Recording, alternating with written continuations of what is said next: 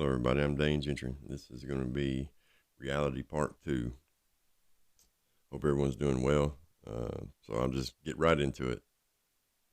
So in 2012, I had gotten to a program called Drug Court, and my best friend was in there with me, and it was like kind of like a halfway house deal. We kind of lived in there together. On a Wednesday, I was at work, and he told me that that night he wanted to go to this girl's house that he had been dating to get his phone back. So I was like, all right, man, we'll stop and see my mom. And while we're out there, and so we do. We get to my mom's, and she'd been a little sick, but not nothing really bad. She didn't have nothing really major going on. But we were sitting there, and all three of us, just me, him, and my mother, and we're sitting there talking. And all of a sudden, it felt like an elephant sit on my chest. It was just like I couldn't breathe for a second. I jumped up like in a panic mode, and I said, "Come on, man, let's go, let's go. We got to go now." And everybody's looking at me like I'm just crazy as hell. And I didn't want to worry my mother because she's already been worried enough throughout the life I'd been living. You know what I'm saying? So I was kind of one of them people. But anyway, so we leave and we get out in the car and he said, "Bro, what's wrong with you?" And I said, "Man, I don't know, man. That was weird." I said, I felt like an elephant sit on my chest in there. So we leave and we go home or whatever. Next day I'm at work and about 2:30 or something, my brother sent me a text message and said they put mama in the hospital. And so I get off work, and this girl I was seeing at the time, me and her go to the hospital, and we get there, and my mother seems to be fine. I mean, I don't see anything wrong with her, and they've run all these tests, and the doctor comes in, and we're talking and stuff, and everything just seems to be okay. You don't seem to be any problem, no issues. And so I leave, and then it's Friday, and I was hanging out with my brother a little while, and I saw Ryan, and me and him were hanging out, and we were gonna go, see these girls or whatever it was, and we get back home at night, and he said, "Man, I've been thinking about doing a pill." We both were sober at the time, and I said, "Man, why did you say that? My mom's in the hospital, all this going on, we got all this pressure on us." And anyway, I said, "Well, you say exactly what a drug addict's going to say. Well, get me one then."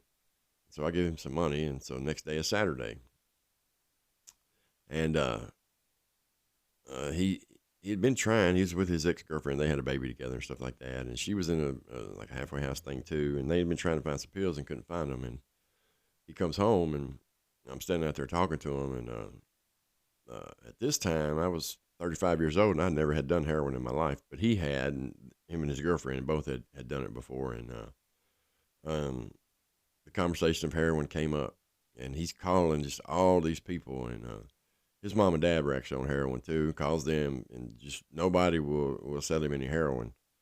And he looks at me and he says, "Bro, this might be a sign from God. We ought not be doing this." And his phone rung. I mean, literally, just as soon as the last word of that sentence come out of his mouth, his phone rung.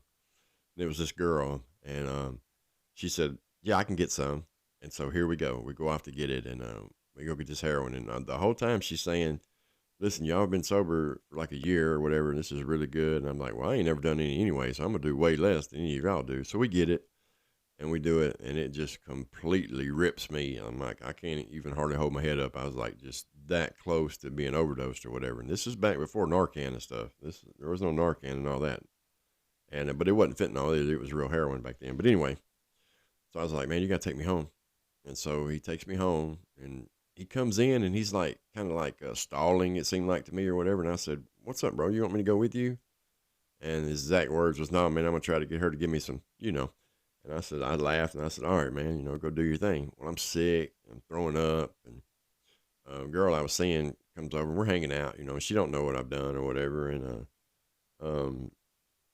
about 8:30, he calls me, and we had a 9 o'clock curfew in this program. Well, about 8:30, he calls me, and he says, "Hey man, I'm going through McDonald's drive-thru." Or excuse me, he didn't call me. I'm sorry. He texted me. He texted me and said, "Hey, I'm going to McDonald's, and you want anything to eat?" And I said, "Man, I'm still sick from that stuff today, but go ahead and get it, and I'll be able to eat it later." Well, 9 o'clock comes, and he's still not there. And I'm like, and that's just very unlike him, because he was doing good, we were doing good, he was getting his son back. I mean, so many positive things was going on. Well, I wait for about 9:15, and the girl I seen, her name was JJ. She's like, "You should call him or whatever." And so I call him, ring, ring, ring to voicemail. And I'm like, hmm. So I call right back, and it goes straight to voicemail. And from that point on, this phone went straight to voicemail. But something inside of me says, I know what it is. Well, all night. No word from him. Nobody's seen him. Nobody's heard from him. And the next day, about 1 o'clock, I guess, 1:30, I think it was. Um, his mother calls me and she's crying and she says, "I've lost my baby. They found him in his car dead with a needle still in his arm on I-65 in Harding Place at a little store there. He'd been there all night long." And so no one knows really, that anything about that day but me, him, and his girlfriend. Well, all these drug court people come over there, and these people were very shitty. The Williamson County Drug Court in Franklin, Tennessee, these people were the shittiest people I've ever met in my life. There was one guy named David G. He was supposed to be some kind of pastor over this church, and this dude was the evilest man I've ever met in my life. I mean, it was just a very, very big shit show. It's all about money. I mean, that's what Williamson County is. And so, anyway, um, they come over there and immediately they're trying to blame me, like I had something to do with this or whatever. And I didn't, I didn't have anything to do with that part of it. Anyway, so of course I don't say anything about what went on, during the day. And his girlfriend Brandy is calling me, and we both are just like dumbfounded, what's going on. So a couple of days. So now, okay, so now I go to the hospital. Remember, my mother's in the hospital. So on this Sunday, I go up there. I go up there with another girl, and that I was kind of seeing too, or whatever. And uh, I'm in there, and I go to tell my mother. But at this time, all of a sudden, they've got like 16 bags of fluid running through my mother, and she's laid all the way flat down in the bed. And now all of a sudden, I had to have gloves on to go in there, and it just like, what is, I'm going, what the fuck is going on? And so I'm in there and I'm looking at her, and a tear runs out of the corner of my eye, and she's, what's wrong? She wants to sit up. So I start raising her bed up, and they come in there, and, "Oh, no, no, no, you can't raise her bed up. Can't do that. Can't do that." So I'm like, "Well, what's the deal?" Whatever. And I tell her, I tell her Ryan's gone, and she don't even comment on it, man. It's almost as if she knew, kind of thing.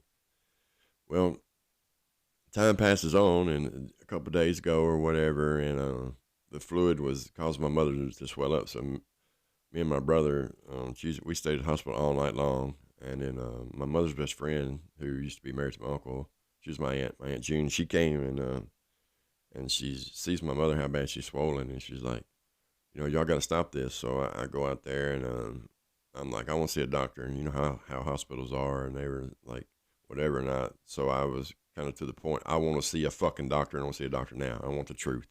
What is it? And so the doctor comes in there and says, "No matter what, pretty much what you see is what you get." And so she was gone. She had gotten an infection, some kind of infection. She got this infection in that hospital. I know this without a doubt. She was fine when she went there. There was nothing wrong with her, and she got it there.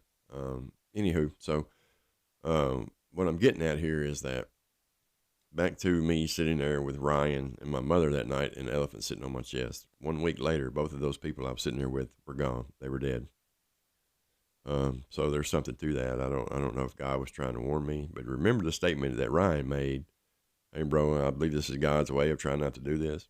These are the things that happens when we don't listen to God, and we don't listen to that voice, or don't listen to your gut, whatever you want to call it. At the end of the day, it's God. It's not us. It's God. So on Thursday, I go in to drug court. They call me in for a drug test. I go in there, and they say that I failed for Suboxone. I never done no Suboxone. Remember, I done heroin on Saturday, and that was it. I had some heroin left, and Sunday when he died, I flushed it down the toilet. I didn't even do the rest of it. And so their drug court's like, "We're going to put you in jail." Now, his funeral's on Friday. My mother's is on Saturday, and this is on Thursday, and these shitty-ass people are putting me in jail for no reason. And then so on Friday, they come up there. They take me to put me in jail on Friday. They take me to medical, make me strip down naked, and the female nurse is taking a magnifying glass and looking at every inch of my body, between my toes, between my fingers, between my nutsack and my, just all this. And looking for needle marks. You're not going to find one. There was no needle mark. And so now these drug court people come and see me. And so it's three of them. It's this another very shitty woman named Marianne, David G. And I wish I could remember the other guy's name. He was supposed to be like the whatever, and he was a piece of shit too. But anyway, I'm sitting in there, and they're like, "Well, we have it on camera with Metro that you got out of Ryan's car and left him there dead. I said, you're a fucking liar. And so I get very heated behind that because they're lying. That's just a bold-faced fucking lie. They were trying to find someone to blame for it. You should have been paying more attention to us than what y'all were, or whatever. No, listen, I don't mean to say, no, that's not true. We're drug addicts, and so shit, these things happen. Well, anyway, so they tell me I'm not going to Ryan's funeral, that I'm not going to get to go to my mother's funeral anyway. So I get up and walk out and leave. I go back to my cell.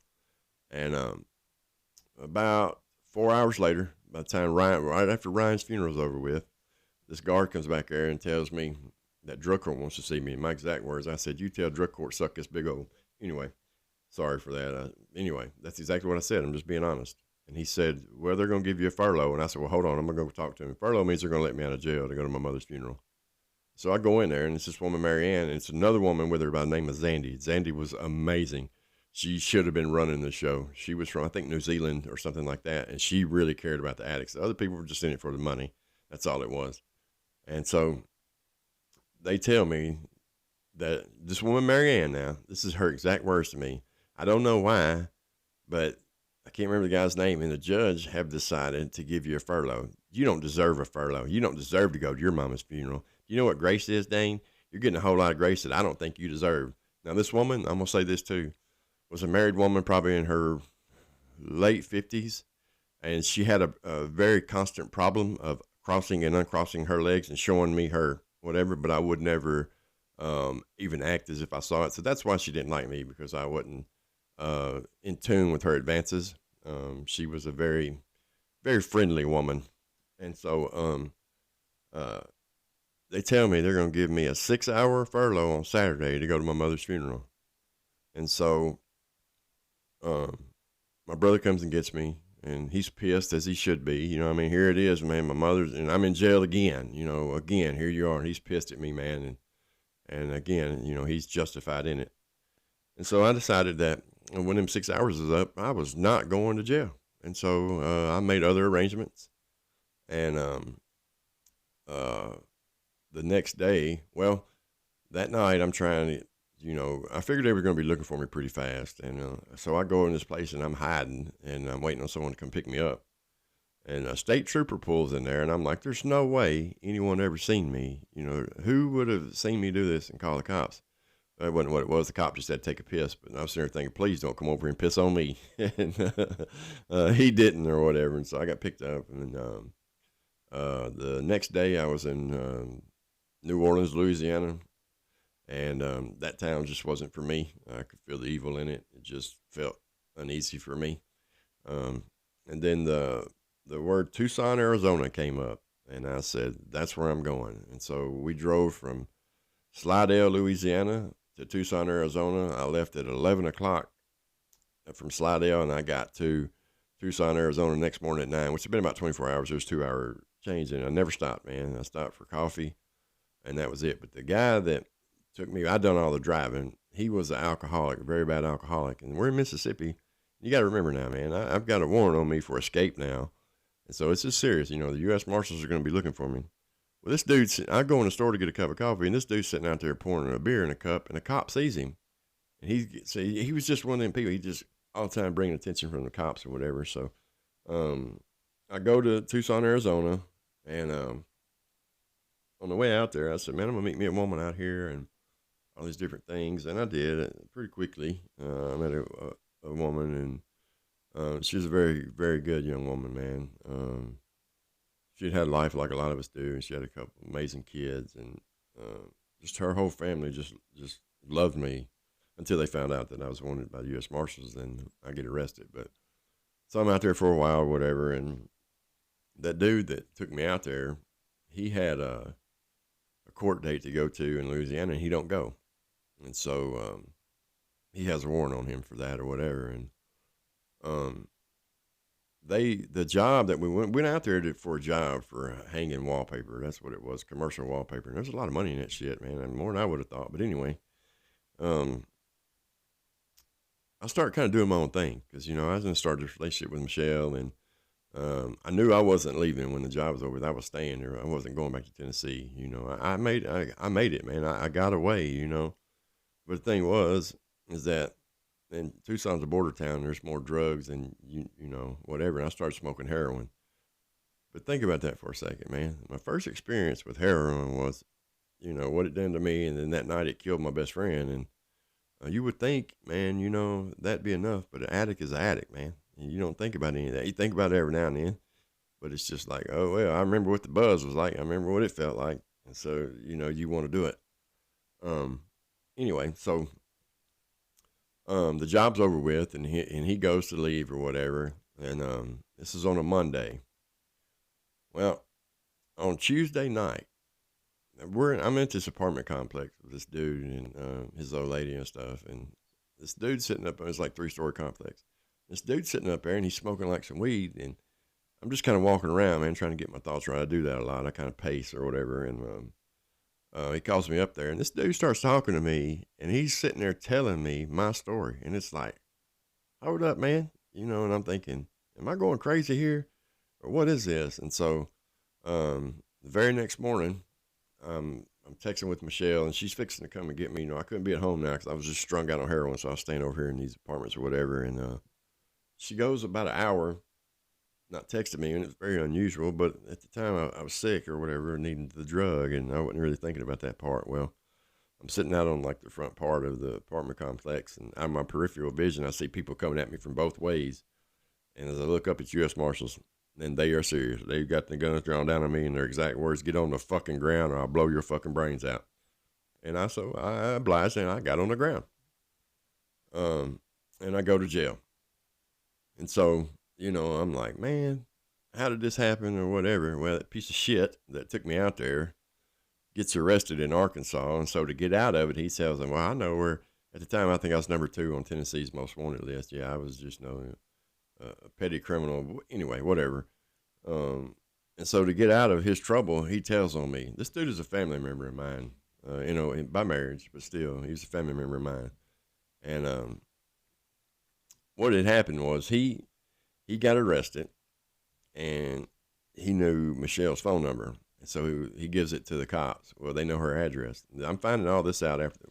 Well, I go years and don't know what went on. I don't know, you know, how they caught me or whatever. And I used to always talk to Michelle about it, and she would never say. But finally, one night she told me. She said, "If I tell you something, you promise you won't hate me." And I knew right then. I just dropped my head, and I'm like, "Man, I can't believe this." You know, and I wanted to hang up the phone, but I said, "Go ahead and tell me." She said, "That morning, the U.S. Marshals came to my house, had my grandmother on the ground, had me on the ground, and were threatening me. Said they were going to take my kids or whatever." And so she led them straight to where I was at.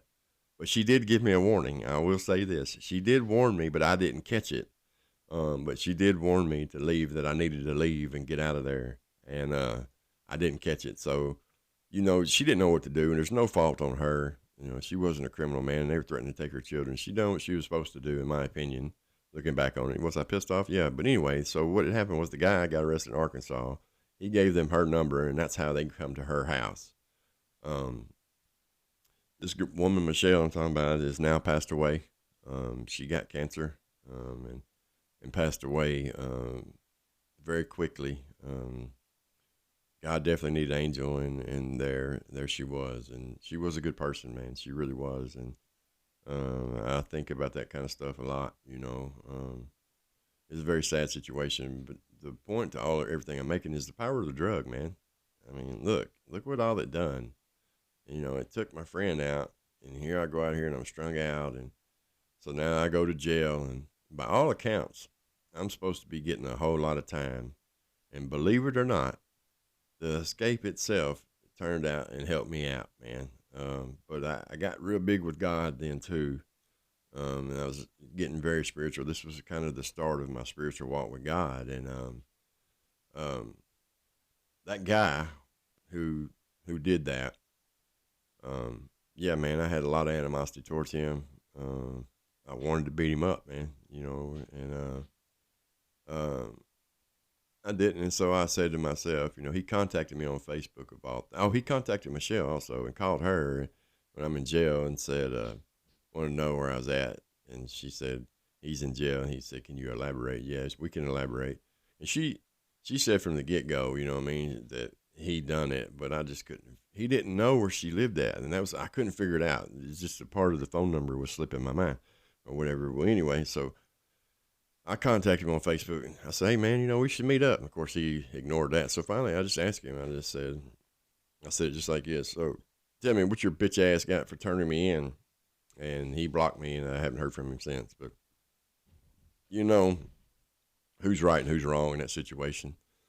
Um, he's wrong. You know what I mean? You should have just went on and done what's coming to you, man.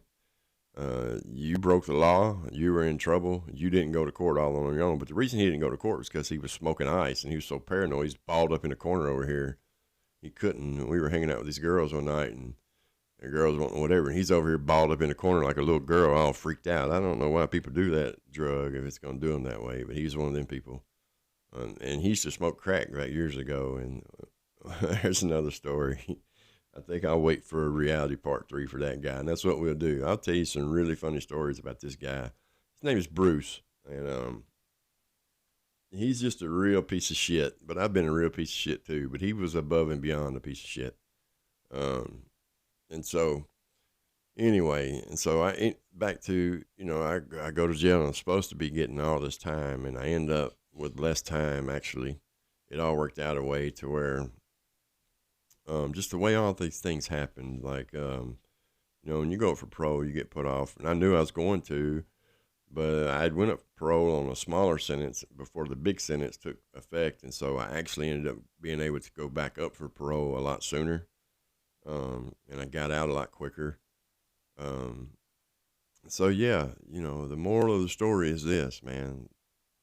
When you look at a drug addict and think, why, man? Why? You love your dope more than you do me. It's not true. The dope just has more of a control. It controls them more. And it always will until you get off of it and you get clean. That's what we have to do. So if you're struggling, as I say on every show, reach out. Dane's Entry Podcast at gmail.com. Reach out. And there's people, man, who's trying to stop my story on here, just so everyone knows as well.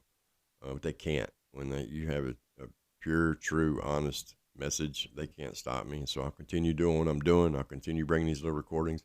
Seems to be what my audience is wanting. My recordings on reality done better than anything else. So this will be reality part 2, and reality part 3 will come next. Thank y'all. God bless, and I love y'all.